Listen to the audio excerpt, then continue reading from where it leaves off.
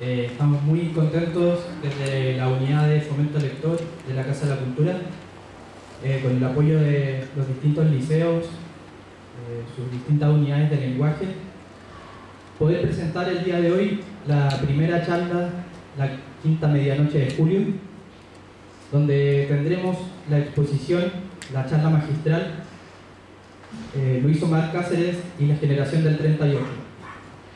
Esta ponencia será dada por David Evia, escritor, investigador y director de la Sociedad Chilena de Escritores. Así que es un honor para nosotros tener el día de hoy poder brindarles a ustedes esta charla. Para comenzar, tenemos a Hugo Harrison. Él es un cantor a lo poeta que nos va a deleitar con un poco de su arte.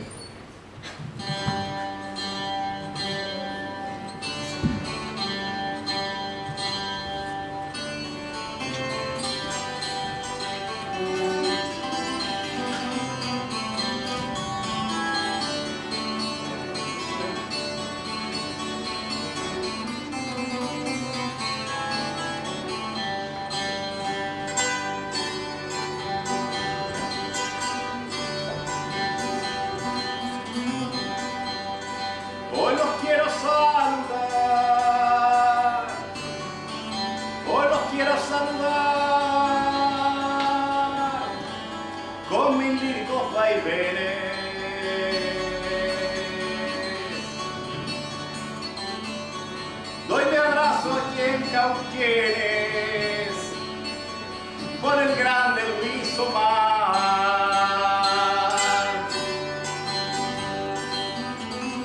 yo lo quiero homenajear y en versos poner un broche.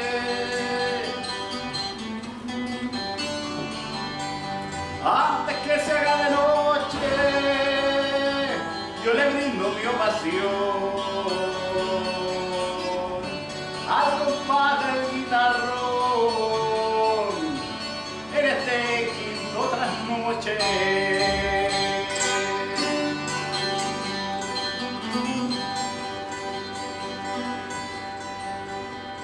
Dejando fuera el COVID, dejando fuera el COVID y cantando en decimales,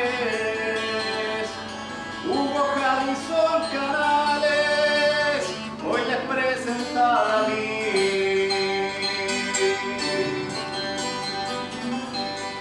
en tan poética ardid.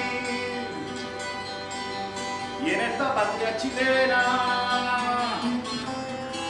Omar Cáceres resuena, y aquí ya serán testigos, saludando a un buen amigo, a gran Fernando Arabuena.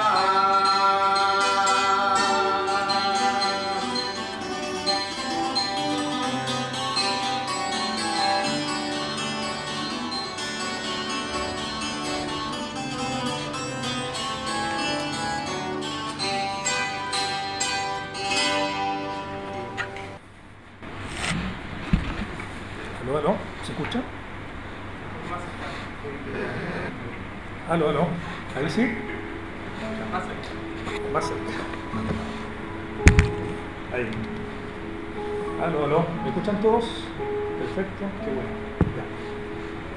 Bueno, buenos días a todas y a todos. Tengo algo escrito acá porque obviamente como me diluyo un poquito, ¿cierto? Así que voy a ir al grano para que vayamos a lo importante, ¿cierto? Que es escuchar a nuestro invitado. Pero antes de presentar al invitado, quisiera agradecer a la Casa de la Cultura de Cauquenes, ¿cierto? Al Fomento del Lector, Leo Cauquenes, al Liceo Antonio Varas, a la Inmaculada Concepción, Liceo Inmaculada Concepción, ¿ya? Medios, ¿ciertos? Y radios locales, ya especialmente a La Voz de la Provincia, ¿cierto? Medio oficial del homenaje a la quinta medianoche de julio, y a poetas como que el año pasado estuvieron, ¿cierto? Como Raúl Zurita, Ernesto González Bernet, Edmundo Moure, Hugo Harrison acá ahora, y todos los que fueron parte del homenaje de la quinta medianoche de julio de este gran poeta cauquenino. También agradecimiento, ¿cierto?, a la poeta e investigadora María José Cabeza Escorciones, que es parte del homenaje, ¿cierto?, y creadora del libro El ídolo creacionista, libro del cual nosotros hemos sacado, ¿cierto?, mucho de la obra del poeta y de la vida y obra del poeta, ¿ya? Y también tengo, ¿cierto?, por responsabilidad, hacer un especial agradecimiento a don Pedro Lastra, ¿ya?, poeta, erudito, profesor e investigador, ¿cierto?, de muchas obras poéticas, pero también de Luis Omar Cáceres, que reeditó Defensa del ídolo, que es el libro de Luis Omar Cáceres, poeta cauquenino, en 1996. Y gracias a esto es reconocido tanto en Chile, Latinoamérica y en Estados Unidos, y obviamente aquí en su ciudad natal, Cauquenes. Bueno, y hoy tenemos, ¿cierto?, estamos hablando de un poeta importante, ¿cierto?, que muchos poetas lo conocen y que nosotros como cauqueninos también tenemos que conocerlo. Y este invitado, que está a la altura, ¿cierto?, es David Hevia, ¿ya?, presidente de la Sociedad de Escritores de Chile, SECH, poeta, ensayista, posgrado en Filosofía de la Universidad de Complutense de Madrid y de Santiago, es director de la Gaceta Leucade, Alerce y el programa radial Barco de Papel, autor de numerosos libros, la verdad que no los voy a nombrar todos, sino mejor escuchémoslo, ¿cierto?, voy a hablar de algunos: La Luna y las Pleiades del 2021, ¿cierto?, traducción que recupera la musicalidad de un texto de Safo, ¿ya?, esta poeta griega de la época arcaica, porque él es especialista en griego arcaico, ¿ya? Entonces, estamos con un invitado, ¿cierto?, que además de ser un muy buen poeta, es un muy buen académico, ¿ya? Ha obtenido primeros lugares, ¿cierto?, en certámenes Arte 100, Juegos Florales de Valparaíso, Juegos Florales de Santiago, Safo y Juegos Florales de Bruselas, entre otros, ¿ya? Bueno, y para dejar esto acá es mejor escuchar a nuestro invitado, a nuestro gran invitado, y qué alegría que ustedes tengan el honor de escucharlo aquí en este anfiteatro. Dejo con ustedes a David Hevia.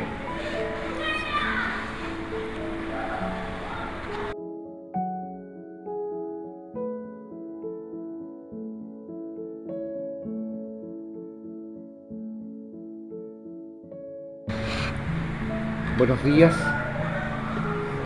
Quisiera agradecer en primer lugar esta invitación a recuperar la memoria de Luis Omar Cáceres y la generación de 1938, y decirles en primer término que me siento sumamente entusiasmado de ver que esta conversación en este camino de recuperación de la vida y obra de Luis Omar Cáceres tiene como interlocutores principales a ustedes, a los jóvenes, que son precisamente lo que fue Omar Cáceres para la literatura chilena. La historia de las palabras, la historia de la literatura nacional está indisolublemente vinculada desde los orígenes de la República a la posibilidad maravillosa de imaginar cómo construir un país. Si nosotros retrocedemos hasta el siglo XIX, nos vamos a encontrar con que los grandes hombres y mujeres de Estado se agrupaban en las sociedades literarias. Y si nosotros avanzamos hasta comienzos del siglo XX, nos vamos a encontrar con que, igual que hoy día, en estos tiempos que nos tocó vivir, en 1925, grandes escritores chilenos como Amanda Labarca, como Pablo de Roca y Antonio Acevedo Hernández, fundadores de la Sociedad de Escritores de Chile, muy poco después, participaron de la primera asamblea constituyente que tuvo esa centuria. Es decir, las escritoras, los escritores siempre han estado a la vanguardia del imaginario colectivo que construye sociedades. En ese tiempo, en esas primeras décadas del siglo XX, el asunto era particularmente relevante, porque sabrán ustedes probablemente ya que en ese tiempo se empezó a escuchar en Chile de lo que se llamaba la cuestión social, es decir, el nivel de desigualdades que había en materia de distribución de la riqueza era tan horroroso como el que vivimos hoy día. Y precisamente son en esos momentos donde la ciudadanía y las mujeres y hombres de letras reaccionan y toman los procesos de conducción para abrir camino a los cambios. Menciono esto precisamente porque a la generación del 38, a la que estamos convocados a visitar en esta conversación a propósito de Luis Omar Cáceres, le correspondió un papel sumamente histórico en ese sentido. En la generación del 38, ustedes van a encontrar a autores como Gonzalo Rojas, poeta nacido en Leu, cuya primera obra, La miseria del hombre, miren el título de la obra, que es poesía, ya hinca los dientes precisamente en ese escenario social lúgubre que había que ir transformando. Pero a esa misma generación del 38 de Gonzalo Rojas pertenece, por ejemplo, también el gran Francisco Coloane. Este autor hoy día es más leído en Inglaterra que en Chile. Miren lo que estoy diciendo. En Inglaterra, la obra completa de Francisco Coloane ha sido reeditada en inglés 7 veces. Para Europa, Francisco Coloane es el Jack London de América Latina, porque lo que hace inteligentemente Francisco Coloane en cada una de sus historias es, a partir de un pretexto narrativo de aventura, instalar el paisaje. ¿Por qué instala el paisaje? Porque él ya en su época, a comienzos del siglo XX, en las primeras décadas del siglo XX, ya estaba desde muy adolescente divisando la depredación ecológica que se venía encima y de la que nosotros somos víctimas y testigos. Él la previó, y por eso es que toda su obra es un trazado del mapa paisajístico de Chile. Y cuando digo mapa paisajístico de Chile, no estoy hablando en términos metafóricos. Ustedes sabrán que la última cartografía oficial que se hizo en el mundo de Tierra del Fuego se la debemos a que los últimos exploradores que levantaron mapas en el siglo XX utilizaron las primeras obras de Coloane para guiarse, para mapear aquellos pequeños islotes que todavía no aparecían en los mapas previos. Si ustedes visitaran la biblioteca de la casa que dejó Francisco Coloane, ya fallecido, en esos más de 3.000 volúmenes encontrarían muchos libros de ciencia, porque un escritor es eso, es una persona que independientemente de si se dedica a la ficción, está con los ojos puestos en la realidad. A esa generación no solo le tocó explorar la cuestión social que les mencionaba yo, porque a las dos generaciones precedentes también, por ejemplo a Baldomero Guillo, desde comienzos del siglo XX le tocó denunciar en sus cuentos, sus terras básicamente, la realidad de la explotación de la población minera. Pero lo que le toca a la generación del 38, y por eso es que es clave, es que además de denunciar, esta generación sale a buscar las causas de esa injusticia social, que es distinta. Esa es la profundización que nos van a aportar en esa medida, por ejemplo, autores también de ese grupo, como Volodya Teitelbaum, que además de poeta y ensayista, es un gran crítico literario. Buena parte de lo que sabemos hoy día de la vida y obra de Gabriela Mistral se lo debemos a él.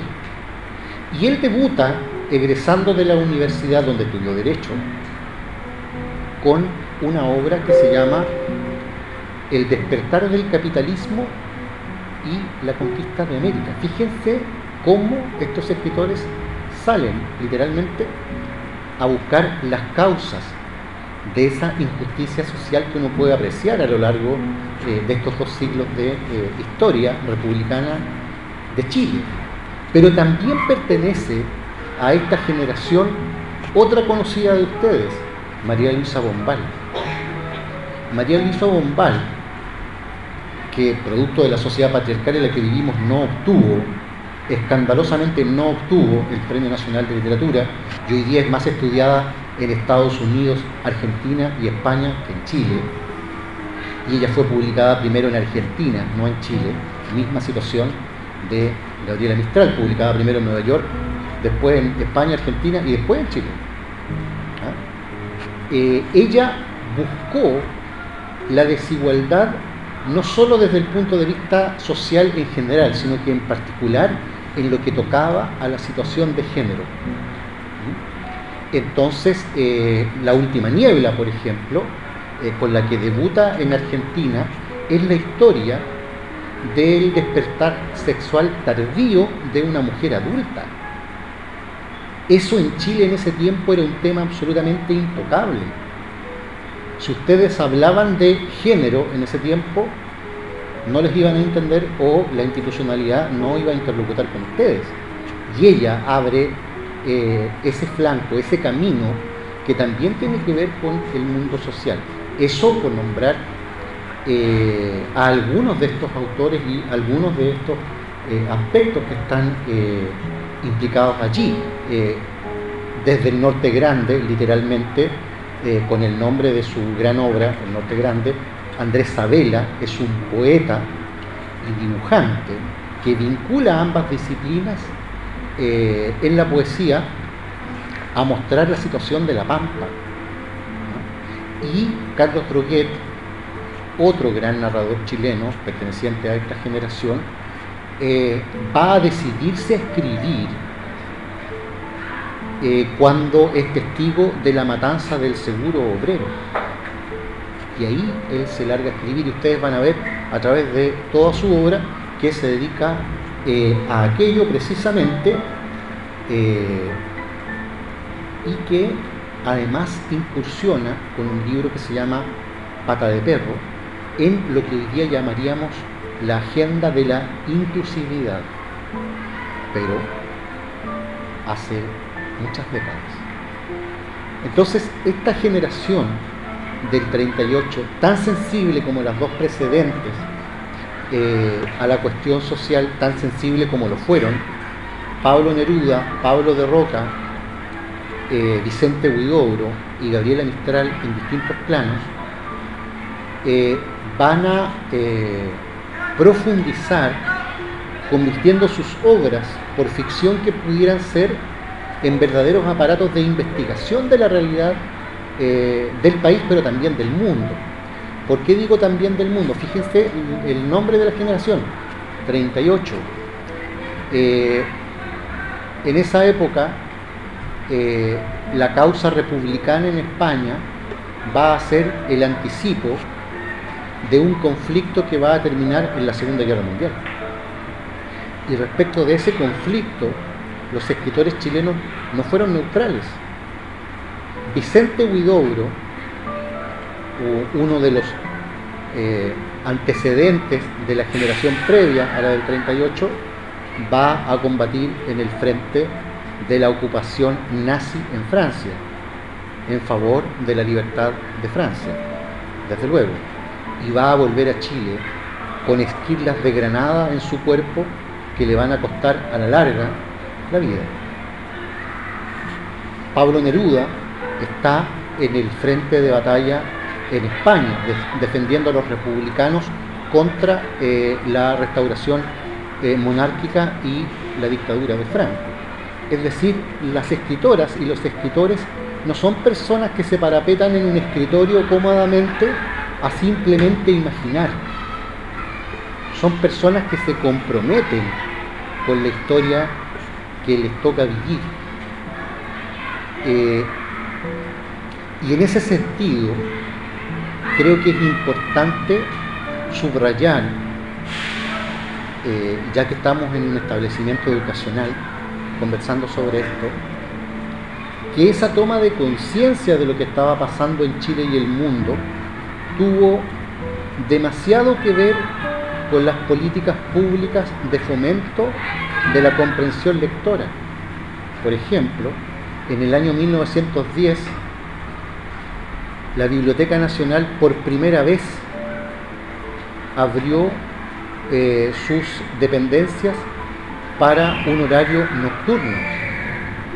Hoy día eso no existe en los espacios públicos en este país.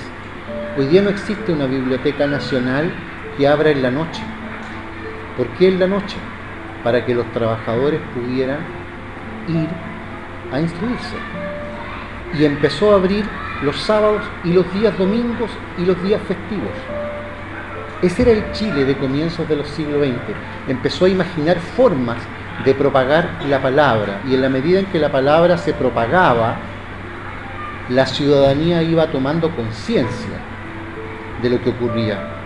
En 1931 se funda la Sociedad de Escritores de Chile y la Universidad de Chile, en asociación estratégica con la Sociedad de Escritores, empieza a propagar por el territorio bibliotecas móviles. Eso comenzó en las primeras décadas del siglo XX. Hoy día es una práctica bastante aislada en comparación con lo que fue en aquellos años. Y entonces así mucha población que no estaba alfabetizada consiguió hacerlo por interés personal en algún tema, no porque particularmente quisiera alfabetizarse, que es un tema más bien formal.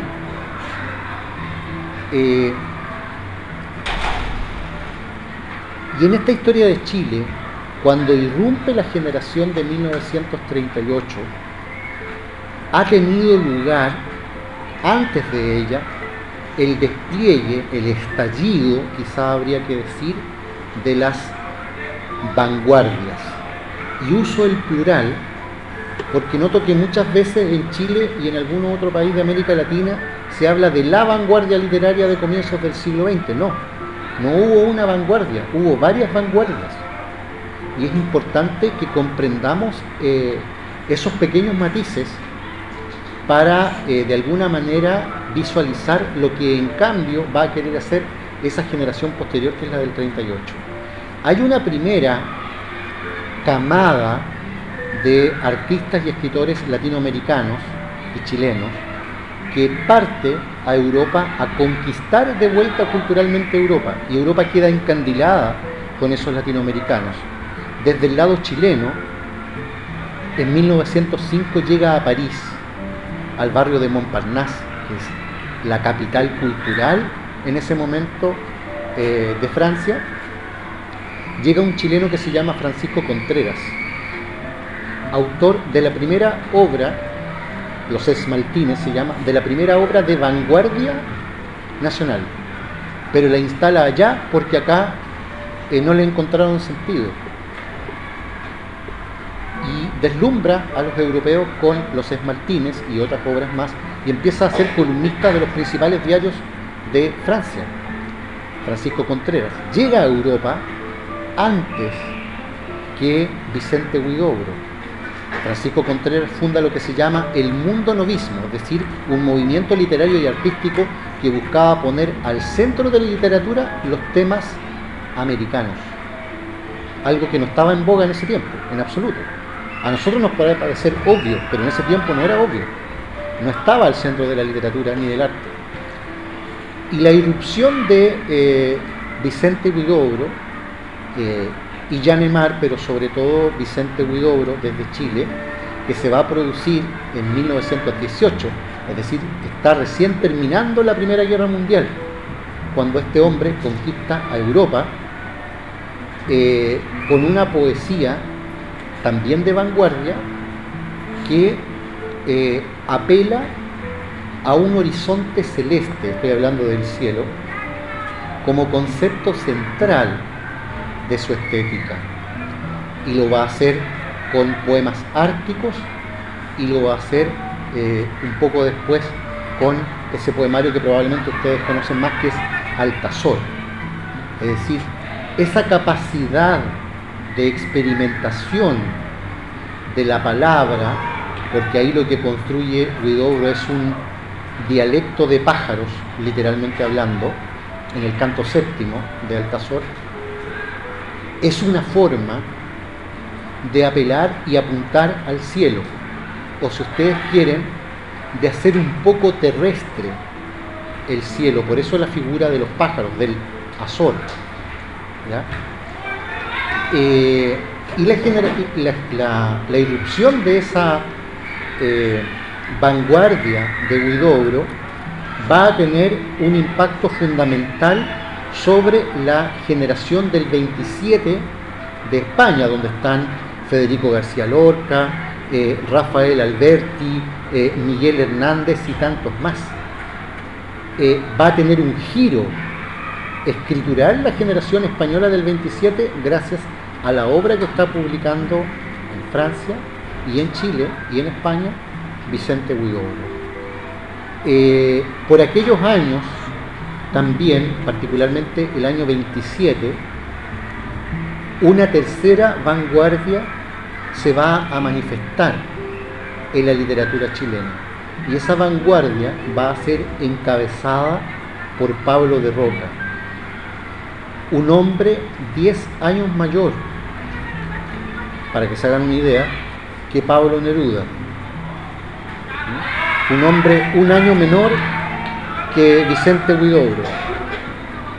Y Pablo de Roca, que primero escribía un verso tradicional, irrumpe en 1927 con un pequeño poemario que se llama U, así, simplemente U, y que fue denostado por la crítica de la época nacional y defendido en cambio por el joven Pablo Neruda, repito, 10 años menor que él. En ese tiempo, quien defendió esa obra fue Pablo Neruda. Hoy día no cabe duda de la estatura de esa pieza, rescatada además por la Universidad de Chile en las últimas décadas, y de la que quiero citar un breve pasaje a propósito del tema que nos convoca. No conozco, digo, no defino, nombro, agrando la naturaleza, expreso, detrás, allá detrás, mi corazón aúlla la nebulosa. Mientras Vicente Huidobro instala una vanguardia que amplifica la realidad porque nos muestra el cielo infinito con sus posibilidades, lo que hace Pablo de Roca en su propia vanguardia poética es agigantar la figura humana. Por eso habla de expandir las realidades, pero usa un concepto muy interesante, que es la idea de nebulosa. Ese concepto lo va a tomar también Pablo Neruda en su propio Arte Poética, que es un pequeño escrito que está contenido en su primera residencia en la Tierra, escrito inmediatamente antes que la única obra publicada en vida de Luis Omar Cáceres, Defensa del Ídolo. ¿Y qué dice allí Pablo Neruda? En esa Arte Poética, a diferencia de Huidobro, que está diciendo que el hombre es un pequeño Dios, Pablo Neruda está haciendo centro en el ser humano con sus gracias y sus desgracias, y está planteando, en coincidencia con Pablo de Roca, esta idea de que hay una nebulosa, algo indefinido, como cuando miramos y abrimos los ojos debajo del agua, que expresa, sin embargo, con mayor nitidez la realidad que si estuviéramos viéndola a foco con un lente. Entonces, De alguna manera, estas tres vanguardias se divorcian en el tiempo en que se expresaron, primero porque Francisco Contreras terminó radicándose en Europa, al menos Huidobro iba y volvía, segundo porque se manifestó algún aspecto de la así llamada guerrilla literaria, es decir, hubo diferencias polémicas sobre todo entre Huidobro y Pablo de Roca por una parte, Neruda por otra, y luego diferencias entre Huidobro y Pablo de Roca en distintos momentos. Y sin embargo, a pesar de esas diferencias, uno puede notar en la idea estética que están planteando estos tres autores algunos puntos en común. En el caso de Pablo de Roca y Pablo Neruda, la acabamos de citar, esta idea de nebulosa que les parece más exacta que estar en pleno enfoque. Y de otro lado, Pablo Neruda coincide con Vicente Huidobro en que no se puede ser poeta y cruzarse de brazos. Si están matando gente en alguna parte del mundo o debajo de nuestras narices, tenemos que actuar.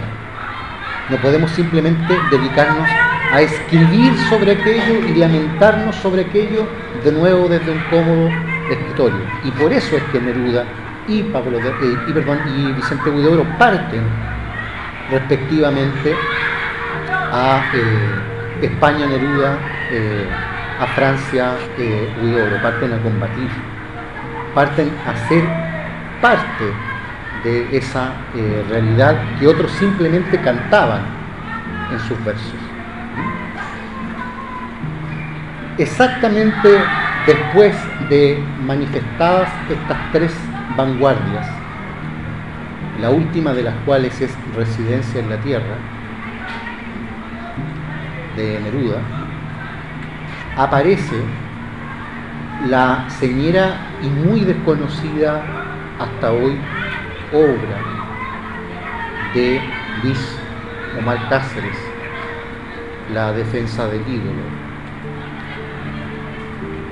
Y esta pieza de 1934 contiene algunos poemas escritos años antes, como el propio autor nos dice, un autor de Cauquenes, nacido acá en 1904, es decir, exactamente el mismo año de Pablo Neruda, solo que Pablo Neruda es universalmente conocido a los 19 años. A los 19 años la voz de Neruda se conoce en los 5 continentes. Pero Luis Omar Cáceres desarrolló su trabajo poético fundamentalmente en Chile. Se traslada al puerto de San Antonio a trabajar en colaboración con un juez y va viajando ida y vuelta buenos trechos de tiempo a Santiago. Y la realidad también azota las narices de este muchacho que es Luis Omar Cáceres, porque el nivel de desigualdad social en ese Chile que seguía avanzando, pero que iba ganando población alfabetizada, por ejemplo, que ya leía y cuestionaba más la realidad, se empiezan a producir incidentes importantes, por ejemplo, desfiles de gobiernos que duraban unos días o unos meses, una revolución de la escuadra protagonizada por 2 profesores. Imagínense lo que les voy a decir. En 1931 la Armada quiso instruir a sus marinos en alta mar para que aprendieran bien castellano e historia. Llamó a concurso público y los 2 mejores profesores electos para ese entonces encabezaron esas clases en alta mar, y cuando la alta oficialidad se fue de fiesta, ellos se quedaron con los subalternos y los 2 que eran revolucionarios de su época, pero la Armada no lo sabía, encabezaron ese movimiento de rebeldía que buscó poner al centro de la agenda política la cuestión social, algo que nadie esperaba, pero vino de jóvenes profesores ilustrados, como eran los padres de Luis Omar Cáceres, que son profesores normalistas. De esa tradición es heredero Luis Omar Cáceres. Quiero mencionar a otro autor de esa época, notable, para que se entienda un poco por qué estoy vinculando tanto la literatura con la educación. Óscar Castro, el gran poeta y narrador chileno, fundó liceos nocturnos en Rancagua para que las jóvenes y los jóvenes obreros de ese tiempo pudieran por primera vez acceder a la educación secundaria. Los fundó y trabajó de manera gratuita como profesor, como inspector y como director. 3 liceos. De esa tradición viene la inquietud personal de Luis Omar Cáceres. Vicente Huidobro, muy cercano, siendo mayor pero muy cercano a las ideas del joven Luis Omar Cáceres, va a convertirse en el prologador de este maravilloso y único libro publicado en vida. Y hay que decir que antes de eso, Luis Omar Cáceres le había pedido a Pablo de Roca que hiciera el prólogo de ese libro, de defensa del ídolo. Pero el prólogo que hizo Pablo de Roca no le gustó a Luis Omar Cáceres. A pesar de que tenían un buen vínculo, no le gustó, no le satisfizo. Ese material que está disponible digitalmente en el sitio de la Biblioteca Nacional, en el fondo, al leerlo, nosotros nos podemos imaginar por qué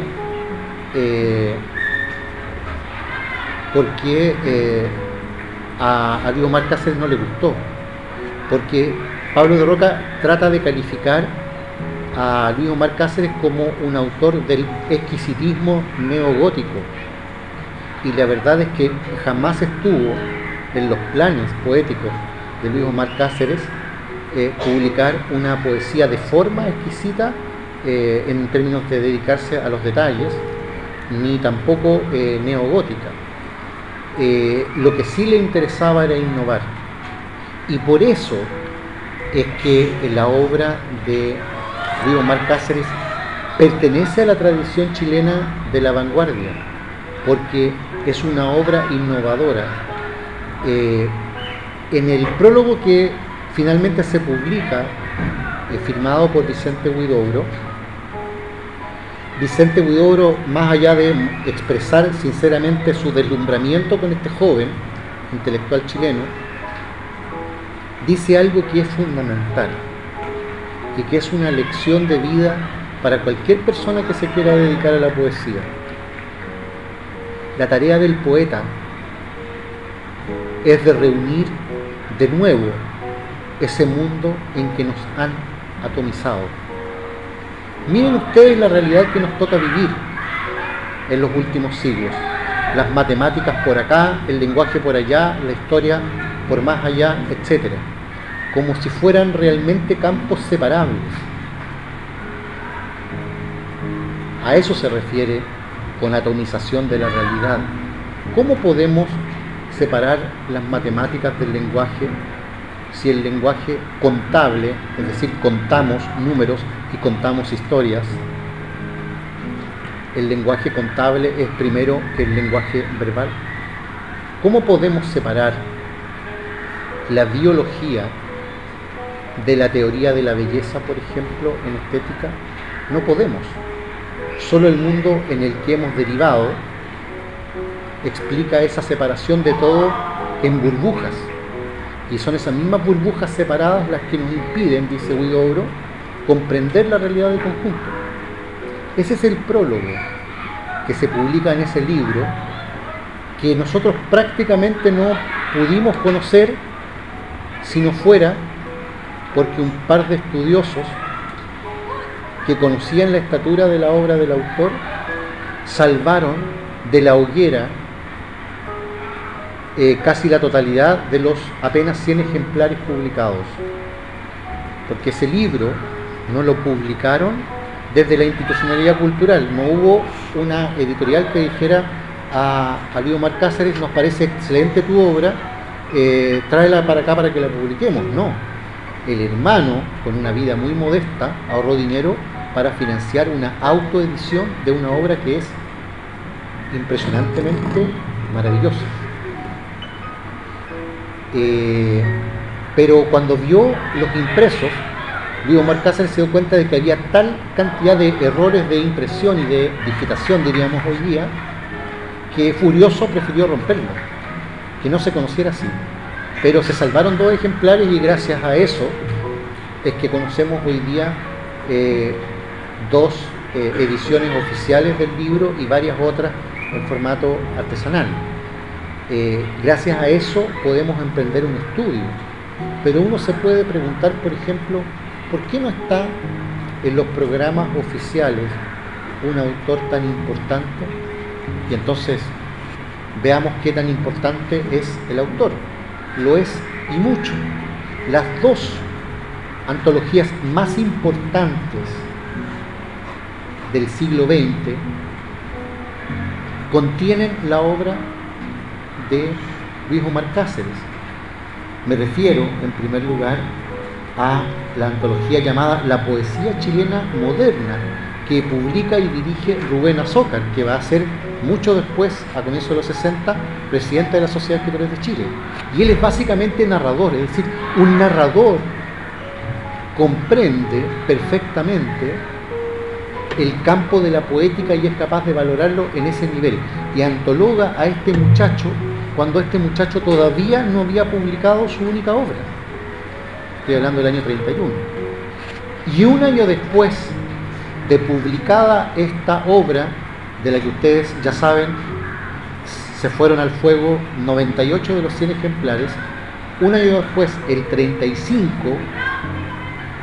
en la antología más importante y polémica del siglo XX, la antología de la poesía chilena nueva, hecha por Boloya Teitelbaum y Eduardo Anguita, ambos de la generación del 38 también, incluyen, a pesar de que estaba casi todo perdido, incluyen otra vez a Luis Omar Cáceres. Yo quiero citar el primer poema que aparece en el volumen de Luis Omar Cáceres, simplemente para que nos hagamos una primera impresión. Con mi corazón golpeándote, oh sombra ilimitada, apaciento los bríos absolutos de estas estampas perdurables. Huyendo de su vida, pienso, el que parte y limpia el mundo, y así le he dado reflejar su imagen dulcemente terrestre. Si ustedes piensan en esa primera estrofa, lo que está haciendo, y en mi opinión personal, de manera todavía muy inadvertida para la crítica literaria del siglo XXI, lo que está haciendo realmente Luis Omar Cáceres, y anticipándonos desde los primeros versos del libro, es su afán por sintetizar las 3 vanguardias a las que me he referido antes: la de Francisco Contreras, la de Vicente Huidobro y la de Pablo Neruda, en una 4ª vanguardia. No solo la sintetiza, por lo tanto, sino que abre un espacio de lo nuevo. La sintetiza en cuanto hace centro en la realidad que le toca vivir, aquí y ahora en su país. La sintetiza en cuanto aborda lo celeste y lo terrestre, y lo aborda desde una perspectiva humana. Entonces, claro, muchas veces se ha vinculado muy especialmente a Vicente Huidobro con Luis Omar Cáceres, porque tenían una muy buena relación, pero eso no quiere decir que Luis Omar Cáceres pensara exactamente igual que Vicente Huidobro. Aun cuando podemos calificar a Luis Omar Cáceres como un creacionista, en el sentido de ir a buscar lo nuevo en la palabra, como Huidobro, se aparta un poco este muchacho de la idea del poeta como un pequeño dios, y lo que sale a buscar, extremando la idea de Huidobro, ojo, extremándola, es la idea de que ese horizonte del que nos hablaba Huidobro, ese horizonte celeste, o como lo decía Huidobro, la montazonte del Oritania, ese lugar, ese horizonte solo podía estar dentro de nuestras narices, en nuestro cuerpo, no fuera, no en el más allá, no en el éter, no en aquello que no alcanzamos a divisar, no en el futuro, en el aquí, en el ahora y en el ser de cada individuo. Y entonces lo que explícitamente él se propone fundar es una poesía cuya ética se derive de su propia condición de ser. Es decir, ya no es un humanismo en general, sino que es una obra que está reconociendo la experiencia particular del individuo como forjadora de ética y de estética, y no una especie de ética general que debiésemos imponerle a toda la sociedad. Ese es el elemento novedoso que plantea el verso de Luis Omar Cáceres en general, pero que al mismo tiempo que ser novedoso está muy lejos de renegar de sus inmediatos antecesores, y lo que hace es retomarlos y de alguna manera conciliarlos. Si ustedes se interesan, por ejemplo, en estos pasajes de la literatura, van a poder darse cuenta de que el arte poética de Huidobro, el arte poética de Neruda y el arte poética de Pablo Roca no son tan distintos como el discurso público quiere hacernos parecer. No son tan distintos, y por eso es que Huidobro y Neruda se encuentran luchando. Ustedes quizás han oído hablar de la guerrilla literaria, de las cosas que dijeron uno del otro, etc. El más hermoso homenaje hecho a la muerte de Huidobro, organizado en Bélgica, fue liderado por Pablo Neruda, que hizo un bellísimo discurso que por suerte existe para la historia, sobre los aportes de Huidobro a la literatura universal. Cuando un joven Luis Divano le pregunta temeroso a Pablo de Roca, que detestaba a Neruda, le pregunta temeroso: ¿no considera usted que Residencia en la Tierra es un libro maravilloso? Después de temblar y enfurecerse, Pablo de Roca se acerca y le dice: sí, es un libro maravilloso. Cuando Vicente Huidobro cruza la cordillera de los Andes y se reúne en Argentina con Jorge Luis Borges para hacer la primera antología de poesía americana de Norteamérica a Tierra del Fuego, incluyen los poemas del joven Pablo Neruda. Entonces, yo quiero aquí desmitificar, no desmentir, pero desmitificar buena parte de eso que se ha llamado guerrilla literaria, que tiene mucho más de ejercicio publicitario que de realidad en el verso. Dice en el comienzo de Anclas Opuestas, el poema de Luis Omar Cáceres: ahora que el camino ha muerto y que nuestro automóvil reflejo lame su fantasma con su lengua atónica, arrancando bruscamente la venda de sueño de las súbitas esdrújulas moradas, hollando el helado camino de las ánimas, enderezando el tiempo y las colinas, igualándolo todo con su paso acostado, como si girásemos vertiginosamente en la espiral de nosotros mismos. Cada uno de nosotros se siente solo, estrechamente solo, oh amigos infinitos. El cielo, el éter de Huidobro lo busca Luis Omar Cáceres, por decirlo así, buscando una residencia en la tierra, pero sobre todo en la historia personal del individuo. Ustedes tienen en Neuquénes no solo, en mi opinión, al cuarto vanguardista de la historia literaria del siglo XX, sino que me parece que tienen al más vanguardista de todos, porque por una parte sintetiza las tres vanguardias previas y por otra abre un camino desconocido. Muchas gracias.